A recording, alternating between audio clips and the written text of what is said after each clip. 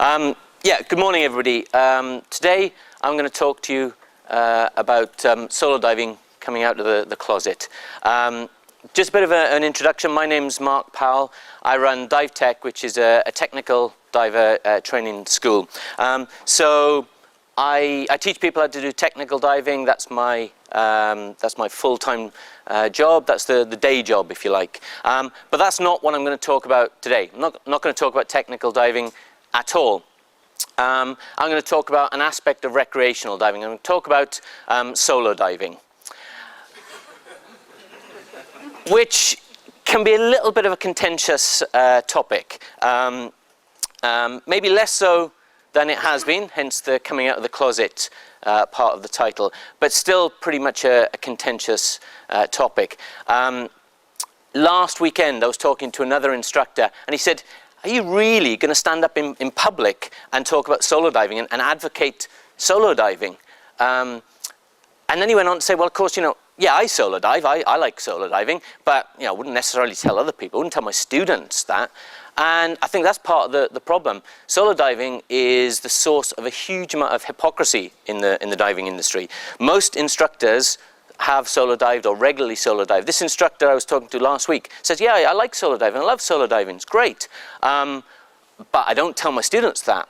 And I think that's wrong. I think that's sending out the wrong message.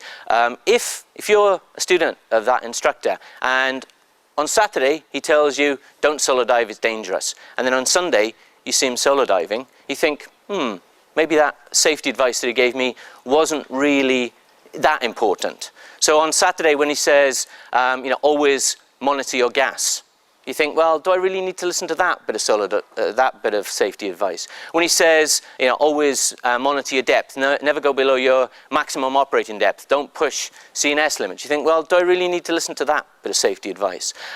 So I want to try and bring out some of this hypocrisy, and if we solo dive, great, let's be open about it and have an intelligent discussion about it.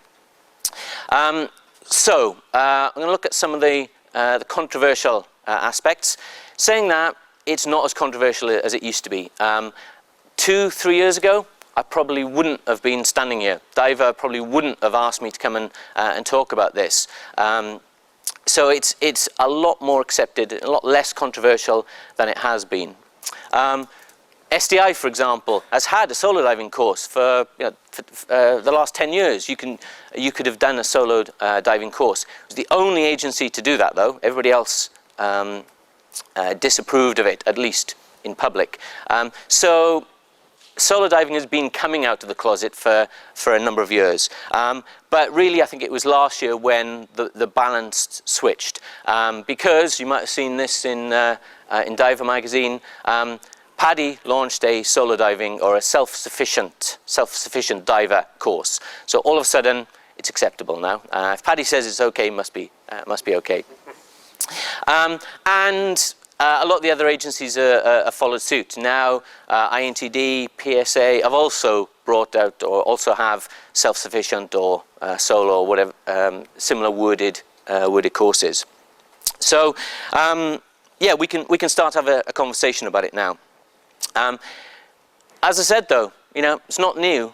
SDI have had that course for a long time, but there's I think this article really sort of sums it up. This is an article that was in X-Ray magazine last year, I think, and talking about solo diving, and in particular how the buddy system is not the panacea that some people think it is. Okay, so yeah, starting to be more accepted. Except if you look closely, it says 20 years on.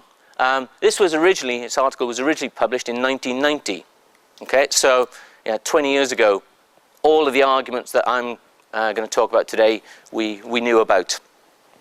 So it's nothing new. So really what I'm going to talk about today, what I'm going to try and get a discussion going about is, well, let's be realistic about that. Let's start to understand what we mean by solo diving and the sort of person that does solo diving, because there's a number of misconceptions around. Some people think that to be a solo diver you have to be this mad, adventurous, daredevil, Lord Flashheart type character, and it's only the really foolhardy, risk-taking divers who do solo diving. Other people think, well, it's only for people who can't find anyone else to go diving with, for Billy No Mates. So what I'm going to try and do today is talk about some of the facts. Okay. Now, the trouble with facts is it depends which way you look at them. I'm going to run through some facts today. These are things which everybody knew and agreed, and there was no discussion about. The world is flat. Everybody knew that. It was a fact. Hundreds of years ago, it was a fact. Well, actually, we know it's not true. There are only 4 elements. Okay, unless you run a clothing company based in Cornwall, we know that that's not true. There are more than 4 elements. ABLJs are dangerous. Anyone start diving when ABLJs were still considered innovative, dangerous?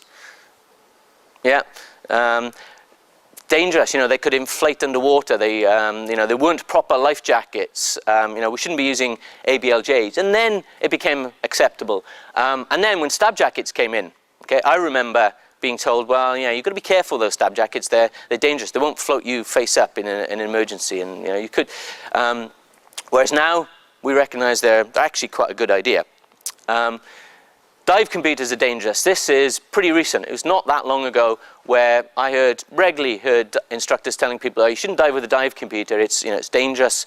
It will, you don't know how reliable it is. It might stop working. It's too aggressive.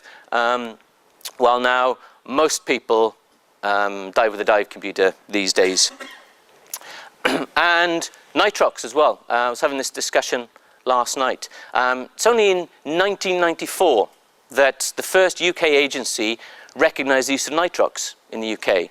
Okay, I'd been diving for nearly 10 years before nitrox was allowed, and now again, we start trainees on it pretty much from day one.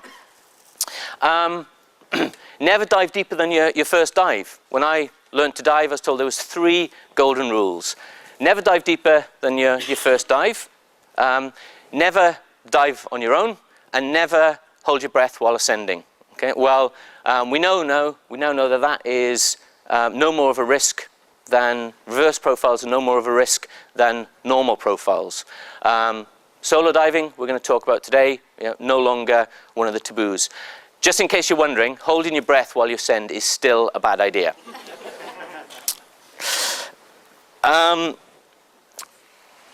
Hog looping is dangerous. We've been told that as a fact, which I think some people would disagree with. Certainly I would. And lastly, solo diving is dangerous. All of these have been or are considered facts, but I don't agree with any of them.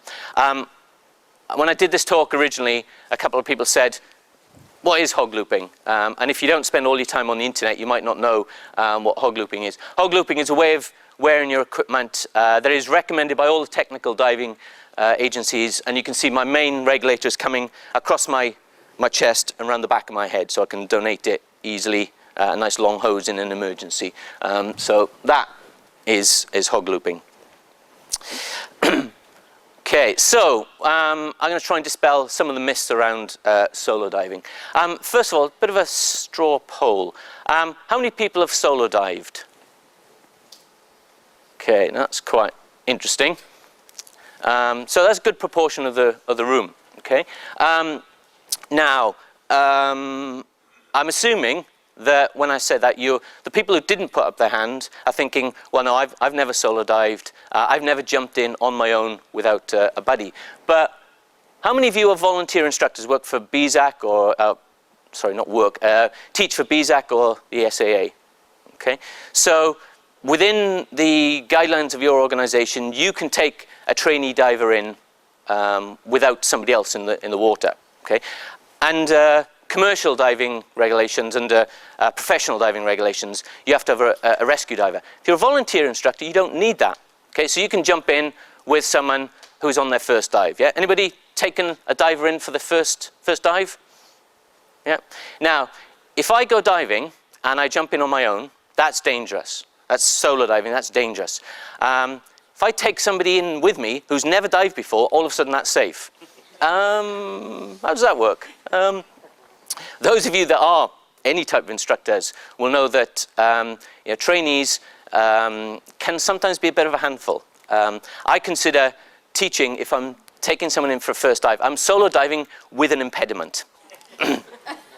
So yeah, I think if you're a volunteer instructor, you've taken someone in that isn't, is on one of their first couple of dives, I think you're effectively solo diving with an impediment. Any photographers or videographers in the room? Yeah, or buddies of photographers? Yeah, now, I did get picked up on this, and there are some exceptions. Okay, one possibly in this room. There are some photographers who make very, very good buddies. I will say that. It's an exception, though. Most photographers, once they start to look through that viewfinder, the rest of the world disappears. You could be eaten by a shark, and unless it makes a good shot, the photographer is not going to be in the least bit interested. So if you're a photographer, if you're the buddy of a photographer, a lot of the time you're effectively diving solo.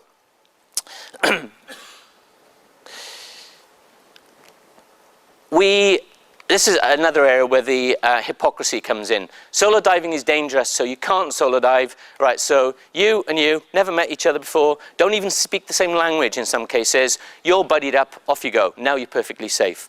The number of people that I've heard it on dive boats, our dive briefing is, if we lose each other, we'll look around for no more than an hour, and then we'll come up. Well, that's solo diving. That is not buddy diving. That's buddy diving in name only. So same ocean divers who either expect or accept that they're going to split up on the dive are effectively solo diving.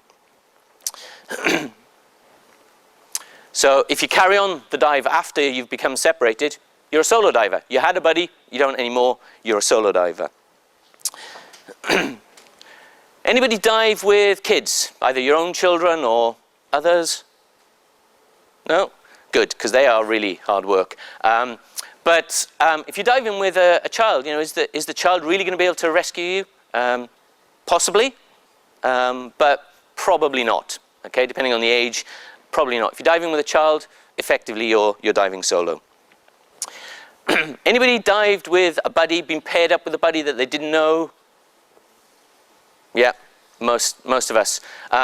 And you've got no idea of this guy's skills or this girl's skills. You've no idea what type of a diver they are. You've no idea whether they're going to be able to rescue you or whether you're going to need to rescue them. Again, effectively you're diving solo. So any time that you're diving with someone that can't rescue you, someone who isn't rescue trained, I think you're effectively diving solo. So now, how many people have dived solo? Exactly. I did a survey last year when I was preparing for this presentation, and it's not scientific, but quite instructive, I think. It's not scientific, it's not the real world, it's the internet. But apart from that, I asked pretty much the same question I've just asked you guys. All of these different options. Now, the interesting one, this first one, I don't know how well you can read this, but the top one, intentionally dived solo. This is the traditional solo diver, someone who jumps in without a buddy intentionally. 71%, which actually is not far off, I think, the number we got in this room. 71% of people have solo dived, which I expected it to be higher. I didn't expect it to be that high. 71% of divers have solo dived. So it's not the niche topic. It's not the niche practice that maybe that we think. A lot of people do dive solo. Become separated and carried on the dive. 54%, nearly 55% of people have become separated and carried on the dive. Started off as a buddy dive and then carried on. Dive with a photographer, videographer, someone who wouldn't be able to rescue you. Dive with someone unknown. 84% of people have dived with someone unknown. Again, pretty similar to the numbers we got in this room. And then the last choice was, no, I've only ever dived with fully competent buddies who would be able to rescue me. Okay? In other words, no, I've only ever dived in the buddy system. And that's, sorry, for those at the back, it's this blue bar here. 2.7%. That's be generous, round it up, 3%. Only 3% of people always dive in the buddy system, okay? So, yeah, solo diving is more common than it might seem. So, I think it's important to say, I'm not here to rubbish the buddy system at all. Quite the opposite, in fact. You'll see, I'll come back to that later. So, nothing wrong with the buddy system. And a good buddy who is in contact, paying attention, able to rescue the diver, fantastic. If you've got a good buddy, fantastic. The trouble is, most buddies don't look like this. A lot of buddies look more like this, or act more like this. Unfortunately, this one's fairly easy to spot. It's not always as easy to spot the Muppets, okay? In fact, just because someone's got perfect flat trim and can do a perfect frog kick doesn't mean they're not a Muppet. So, yeah, sometimes you might get buddied up with someone and they're a Muppet. And we've all got the buddy from hell story. When I did this talk the first time, about the first half an hour after the talk were people lining up to tell me their buddy from hell stories. So just a couple, and these are from Dan. Diver entering a deep wreck, had some kind of problem. When his buddy came to help, the diver struggled and knocked the buddy's mask off. The buddy recovered, but the diver disappeared. His body was found the next day. Okay, pretty much a pretty good description of buddy from hell there. Another common thread is where somebody goes to rescue their buddy and they both get into trouble and ends up in a dual fatality. There was a survey done in 2006 on this subject, and one of the questions, have you ever been endangered by a buddy's behavior or actions? And 52% of people said yes. Okay. How many people in this room have been endangered by a buddy's actions? Yeah, it's about 52%. Okay, similar numbers. So the buddy system is not the be-all and end-all, and that I think is where the misconceptions and the hypocrisy comes in, because I think everybody agrees the buddy system is the best way to dive. But what we've got now is this idea that, well, if you haven't got a good buddy, then a weak buddy is better than solo diving. Okay, I disagree with that. My contention, my argument is that a weak buddy is the worst. So buddy system, perfectly okay as long as you do it properly. Solo diving, perfectly okay as long as you do it properly. It's the one in the middle. It's diving with a weak buddy because diving on your own is dangerous. That's, I think, where it gets dangerous. People rely on their buddies. They get into trouble with their buddies. They don't have good communication with their buddies. So this, I think, is the error. So I'm not here to criticize the buddy system at all. Far from it. I'm here to criticize bad buddies. Now, a few graphs, a few statistics, but so far this is all my opinion. So what I'm going to do now is actually look at some of the incidents, look at some of the details of accidents, and see whether what I've just said is borne out by the facts.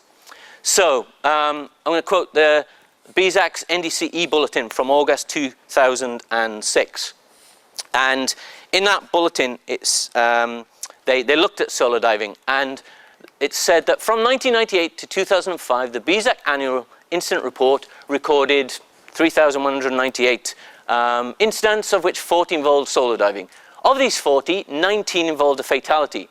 That's a 48% of solo diving incidents involved a fatality. Of incidents where more than one person was involved, non-solo diving, 118 fatalities recorded, which is 3.7% of non-solo diving incidents involved a fatality. These data suggest that for a diving incident, the fatality rate is more than 10 times higher if solo diving is taking place. It's not looking good for my argument, then, is it? That seems pretty damning. Except, I would contest the conclusion. There's a great quote about statistics. There's three kinds of lies: lies, damn lies, and statistics. Variously attributed to Disraeli or Mark Twain, but I think that it's a very, very good point. let's go back and have a look at those again and ask some questions about those statistics. First of all, who contributes to the BSAC incident report largely? BSAC divers, primarily. Yeah, it's open to everyone. Yeah, we all know that. But largely, diver-reported incidents to BSAC are primarily from BSAC divers. Okay. What's BSAC's view of solo diving? Anyone know? It's frowned upon, shall we say. Yeah. Do not support solo diving anywhere. Well, the previous slide summarized that. So you've got a source of information that comes from primarily from BSAC divers. BSAC really doesn't approve of solo diving. So imagine you're a BSAC member and you're solo diving. And you have an incident, a non-fatal incident. Are you going to report it? Would you report that to your DO? Probably not, I would suggest. When's the only time that a solo diving incident is definitely going to be reported?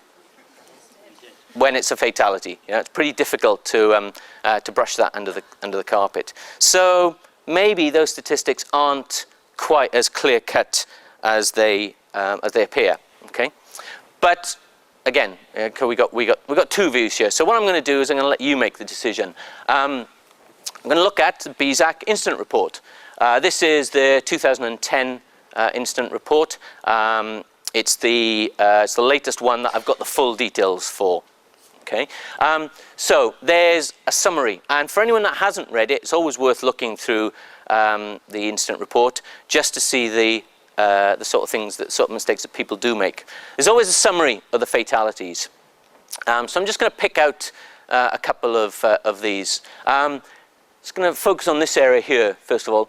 10 cases, 10 other fatality cases involve separation of some kind. Okay. Separation, well, that sounds like a breakdown of buddy skills to me. That's where the buddy system didn't really work for one extent. 4 of these cases occurred during the ascent from a dive when divers became separated.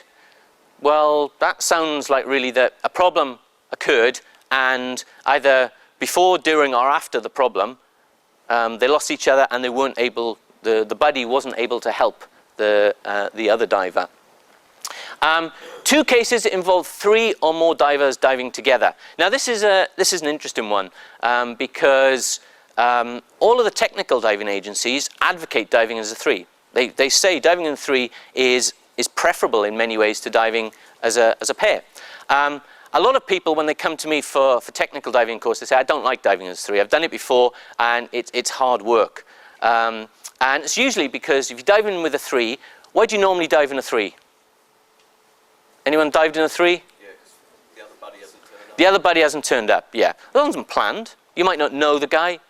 So yeah, you might be diving with the Muppet. You never know. And you don't know the guy. You've not really communicated. You may be having different gases. You might have different signals, different expectations. And you're swimming along and you've got one buddy here and then the other one is, yeah, he's up there. And then where'd the first one go? He's back there. It's no wonder it's hard. Let me ask you a question. Apart from anyone who's done any technical diver training, how much of your training to date has focused on how to dive in a 3? 0, yeah. So, well, if diving in a 3 is a little bit more difficult and seem potentially doing it badly causes a problem, maybe we should be teaching people how to dive in a 3 rather than just pairing them up when somebody's their buddy hasn't turned up or the buddy's got ear problems.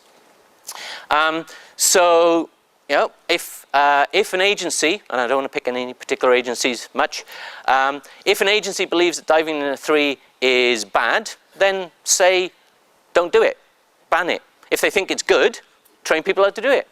Or if they think it's, you know, if they allow it, train people how to do it.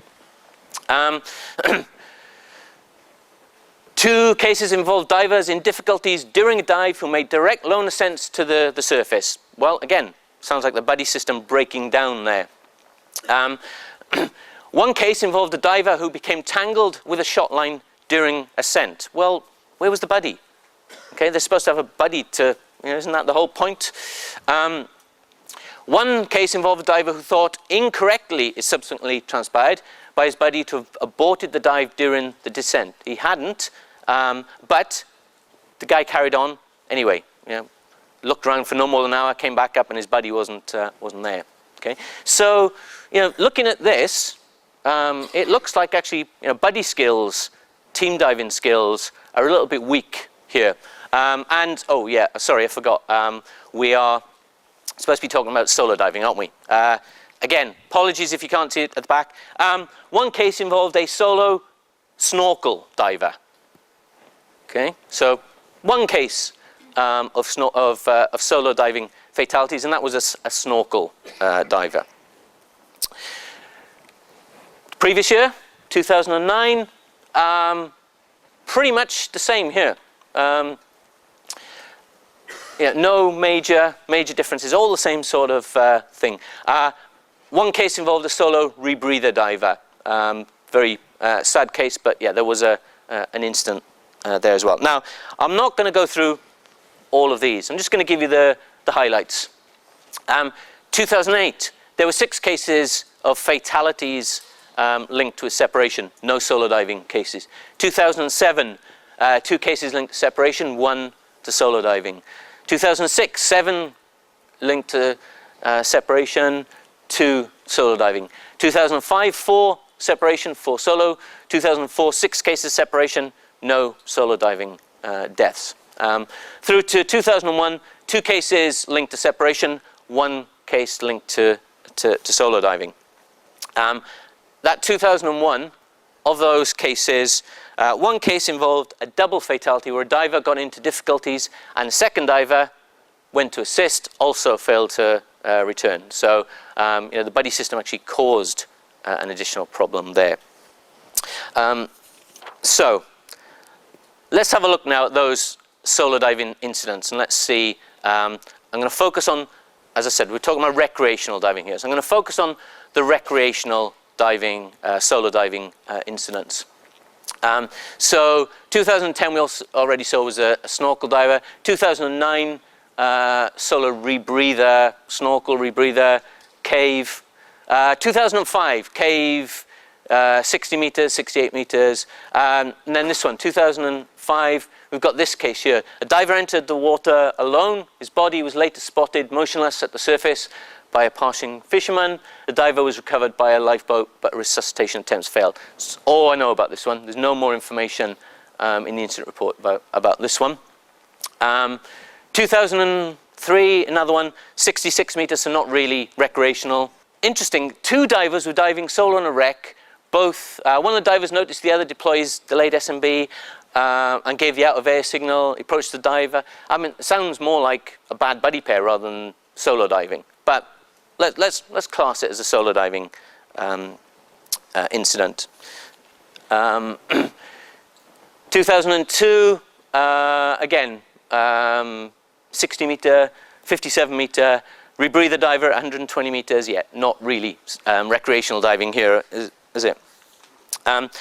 So I put these statistics together last year, and then I said I haven't got the full report for this year, but I have seen the statistics for this year. I went to the British Diving Safety Group meeting down in at DDRC 2 weeks ago, and BZAC announced the results for the 2011 incident report. I'm thinking, I wonder if this is going to blow my theory completely out of the water, and they're going to say there's been lots of incidents. One person said to me about a fortnight ago, it'll be interesting to see what the results are now that solo diving is becoming much more popular. Now that Paddy has advocated it, and Paddy's doing the self-sufficient course. Now that there's so many people doing the SDI course. The SDI solo course is the second most popular course I taught last year. So more and more people are doing it. It's bound to feed through into the statistics. 2011 incident report, 0 solo diving fatalities, and 6 separation related. So pretty much the same as every other year, in fact, slightly less than any other year. So it's not being reflected in the statistics. So as you have already spotted, if we go back and ignore the trimix rebreather instance, let's just focus on the recreational diving incidents. Well, there's this one. That's it. It's the only recreational solo diving fatality in the last 11 years. This millennium. And actually, I've got a question mark about it because I've no idea about this incident. I've no idea if this guy was at 100 meters or 20 meters. Yeah, it could be non-recreational. But let's give it the benefit of the doubt. Let's say this was a recreational solo diving death. It's one in 10 years. Now, remember, 70% of people said they dive solo. A big chunk of people here said they dive solo. If there's so many of us actually doing it, even if we don't talk about it, and it's so dangerous, wouldn't you expect that to be higher? But it isn't. So, what can we conclude from all of that? Deep diving is dangerous. Yep, absolutely. I teach technical diving, and I say this to my students all the time. More risks, more danger, absolutely. Don't think anyone would disagree with that. Cave diving is dangerous. There were 2 cave diving fatalities in there. Okay. Yep, I don't think anyone would really disagree with that. Rebreather diving is dangerous. I dive a rebreather. Yep, and I recognise that the risks are higher.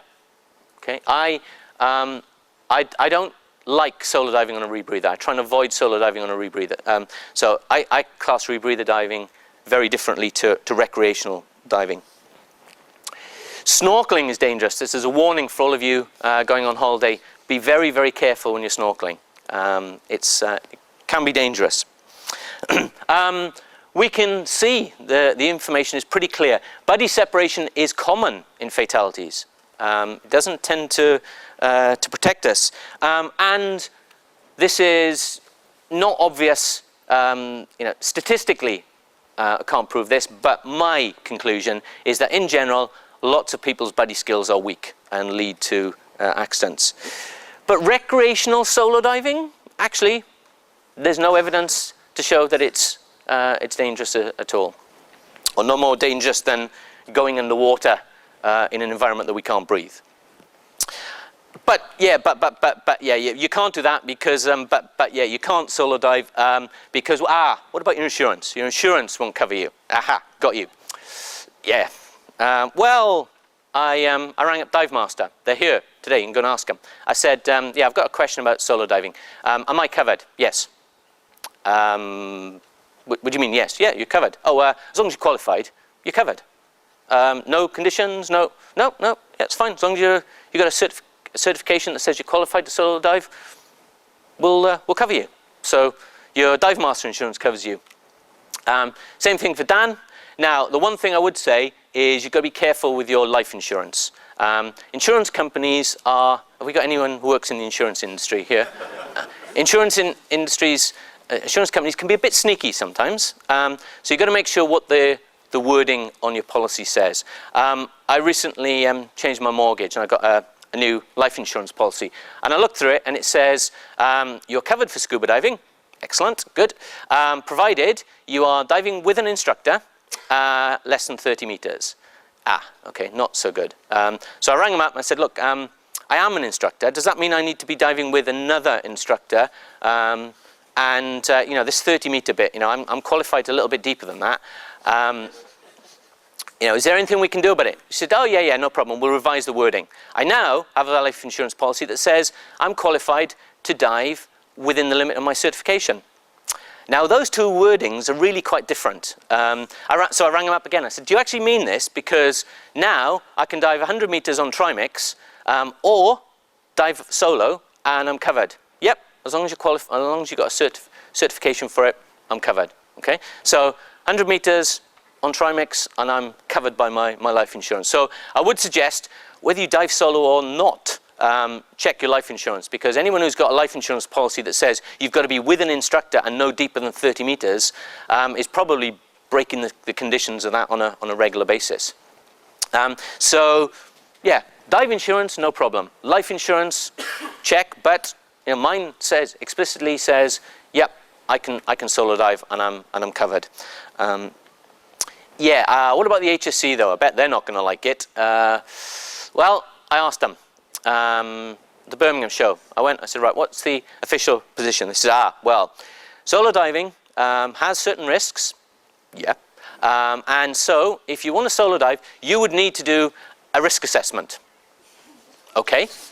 As opposed to when I'm not solo diving, when the HSC diving at work regulations say I have to do a risk assessment.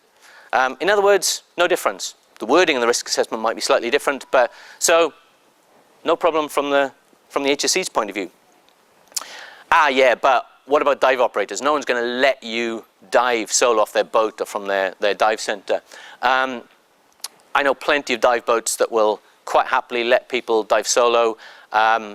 Some of the inland sites will, some definitely won't.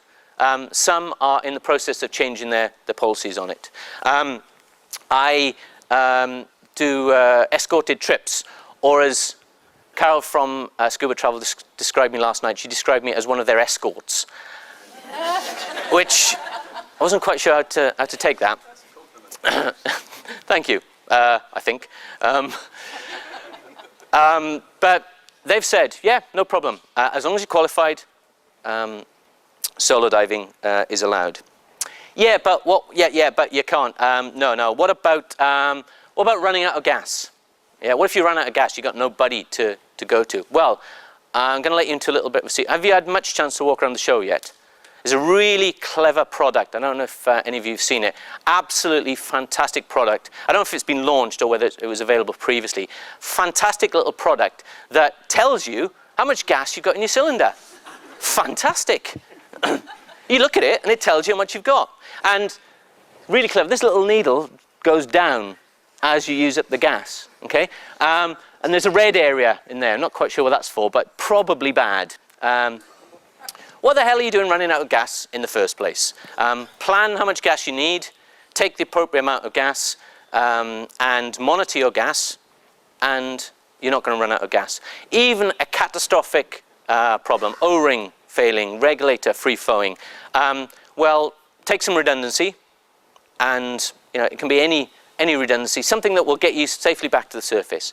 Anyone who's had a free flow, you know that it goes on for quite a while. It goes a lot quicker than if you're breathing it normally, but if you're recreational diving, and remember, I'm only talking about recreational diving here, if you have a free flow, you should be able to breathe off that regulator while you do your ascent. You can probably get a safety stop, but in that situation, it's one of the few situations I'd say, well, yeah, we'll skip the safety stop in this case and go to the surface. So, what the hell are you doing running out of gas?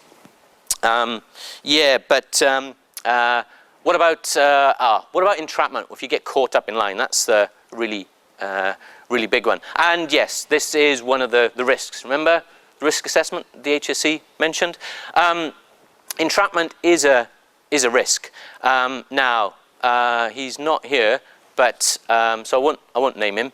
But there's a guy I know who I did a solo diving course for last year, and 3 weeks ago, I think it was, he was doing a drift dive off Portland and ran smack bang into a monofilament fishing net. And he stopped. He didn't panic. He didn't twist around, get tangled out. He got his cutting device out and slowly cut himself out of it. Exactly what I taught him to do in his solo diving course. Came back up and said, "Ooh, that was quite exciting," but dealt with it. Equally, a couple of years ago, I used to go down to Cornwall every summer with a group of friends and just go and do some diving. And we dived on a fishing wreck, a fishing boat that had sunk. And we dived on it just after it had sunk. Okay, now it's a fishing boat. Okay, they tend to carry fishing net just in case, just to be absolutely clear.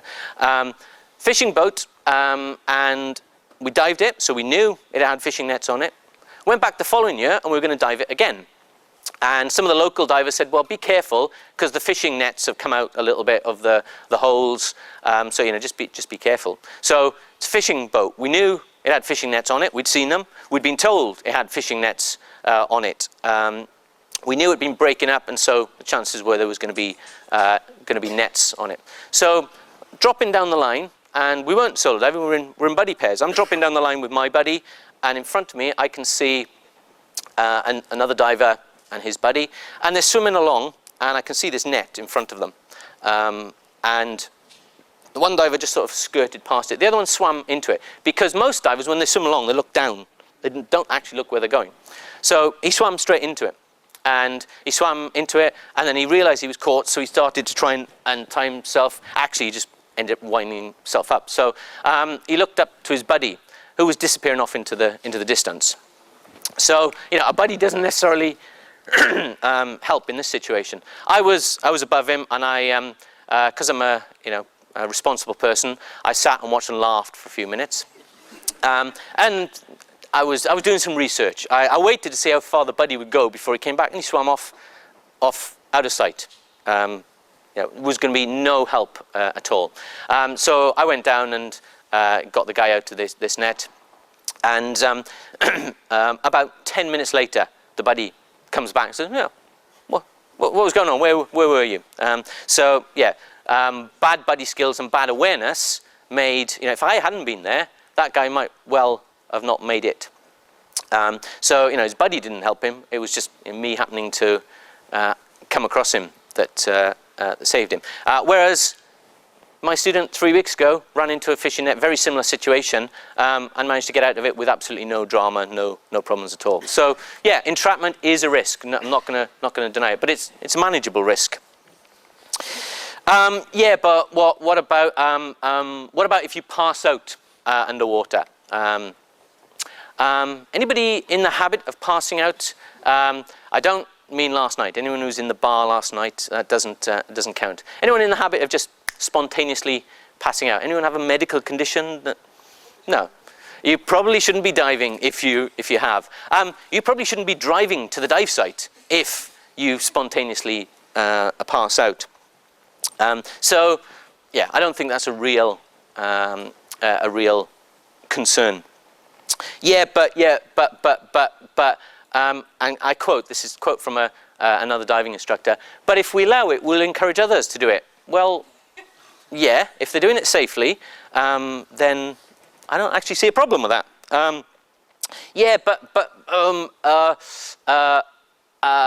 But buddy diving is more fun. Yeah, absolutely, I agree. Buddy diving is more fun. If you've got a good buddy, a reliable buddy, then it is more fun. If you've got a muppet, if you've got a buddy from hell, then maybe it's not so much fun. So yeah, I'm not saying don't buddy dive, far from it. But that's the fact that buddy diving is good doesn't mean that solo diving is necessarily bad. Yeah, but it's just dangerous. Okay, let's go back to the start of the presentation, and you point out to me where it's dangerous. And I've had this. I've gone through, and I'm not. I may get some of you to think about things a little bit more in this presentation. If you came in here absolutely dead set about solo diving, I probably haven't changed your mind. I may have given you something to think about, but I may not have changed your mind. Because one thing I've learned is that sometimes just presenting the facts isn't always enough to change people's point of view, because they look at things in a different point of view. If I say the word ice to some people, then they think of it as a bad word. Icebergs, cold, nasty. If I say ice to some other people, and I can see a few people nodding, they think gin and tonic.